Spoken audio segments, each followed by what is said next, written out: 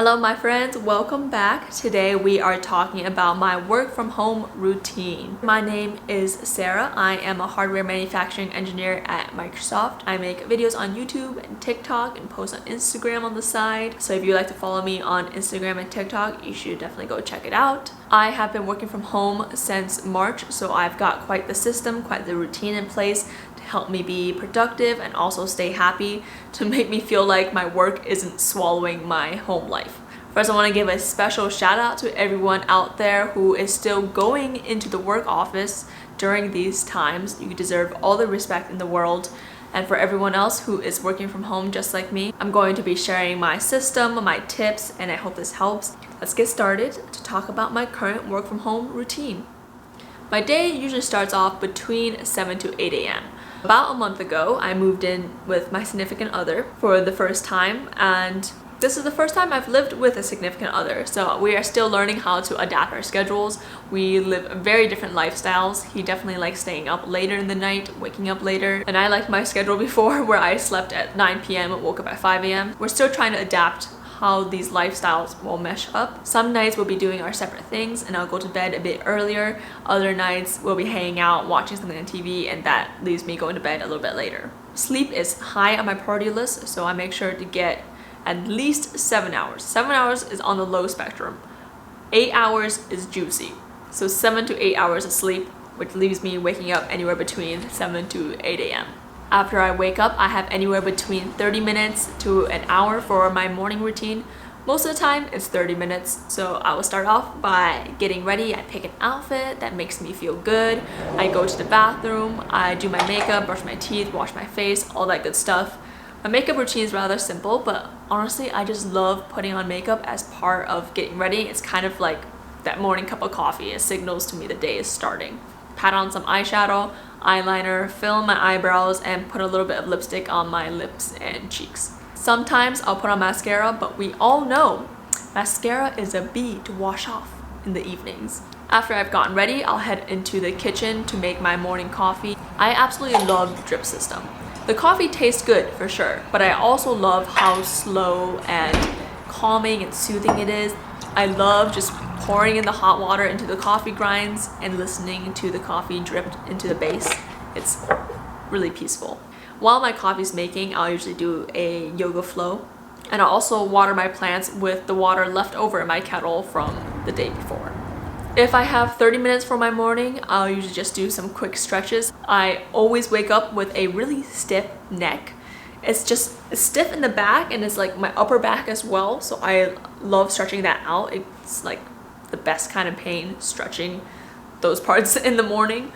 And if I have more time, closer to an hour, I'll do a more complete yoga flow. To be honest though, most days I only have 30 minutes in the morning, so it's just a quick stretch. Lately, I've been trying to implement this new tip that I talked about in one of my vlogs, which is to wear shoes while I'm working. So after this yoga flow, I am starting this new system where I put on a pair of shoes that I dedicate to wearing indoors to kind of simulate being in the workplace and not in the comfy home mode mindset. Between 8 to 8:30 a.m. is when I log into work. This is when I turn on my computer. I have a start of the day work ritual and an end of the day work ritual. In my start of the day work ritual, I will start off in my bullet journal. I will write down the top 3 tasks for work, the top 3 tasks for other things like chores or things from my side projects like content creation. I will also create a timetable and time block all the meetings I have for the day and at least 3 working sessions. My working sessions are about 40 minutes long, and I dedicate each one of my top 3 work tasks to each one of these work sessions. Next, I'll open up this Excel sheet that I call Sarah's project management tool. This Excel sheet stays open on one of my monitors for the entire day, and it's where I write down all of my tasks and categorize them into projects and project types. I collect data on how long each task takes. At the end of each week, I have a full out report about where I've been spending my time, and I can review it to help myself improve the next week. It's also a fun little report I can share with my manager if I want to during our one-on-ones. I love data and numbers, so it's always interesting for me to see. The goal here is to make sure I'm not spending too much time in email and in meetings, and that I'm actually spending time on process improvement projects and also my daily responsibilities such as hardware development. After I've done a little preview planning for the day, I will start checking my email. I check the emails marked as important first. So in Outlook, there's this little function when you send an email, you can mark it as important, and then I can filter it in my inbox to show me the important messages first, and I would take care of all these action items right away. Whatever questions there are, whatever tasks are needed. Sometimes it's reviewing an engineering change request, and so on. And then I would check the rest of my email, and I use two tools while checking my email. First, I use the text-to-speech function in Outlook. If you use Outlook for your email, I think Gmail also has one. You can turn it on in your settings. It reads your email out loud to you, kind of like a podcast. So that way I can open and review attachments at the same time and also take notes. So I'll take notes in my OneNote app. I'll write bullet points for the biggest takeaways, any updates on projects, any notes I should remember, and then I'll mark any tasks that I get as those little checkbox bullet points in my OneNote app. This makes sure that I fully absorb everything in my email because there are so many emails when I open my inbox every day. I wake up to about 100 emails every morning, so I definitely need a system where I filter through them. After I have checked my email, sometimes I'll have a meeting, sometimes I'll have a work session where I can work independently on any tasks or projects that I have.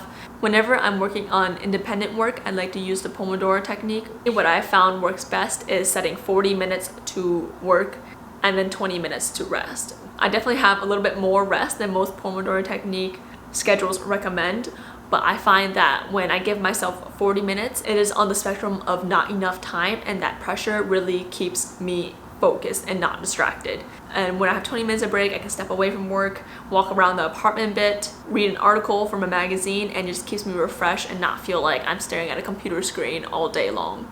I gotta be transparent though, a lot of the time I work into the 20-minute break because tasks will take longer than 40 minutes or I'll be pulled into another item at work. But the goal is to work 40 minutes and then have a 20-minute break.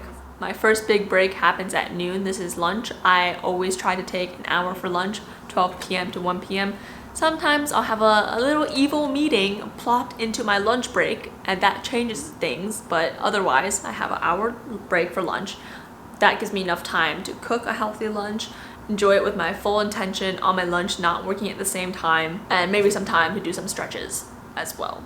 After lunch, I'll continue jumping in meetings, or if it's an independent work session, continue using the Pomodoro technique until around 3 p.m. This is when I take my second break. I like to break up my afternoon work session a bit because I have a lot less fuel for the second half of the workday than the first half. I'm definitely more productive, more creative, more on top of things in the morning. It is about 3:30 p.m. now. This is when I take my second work break of the day.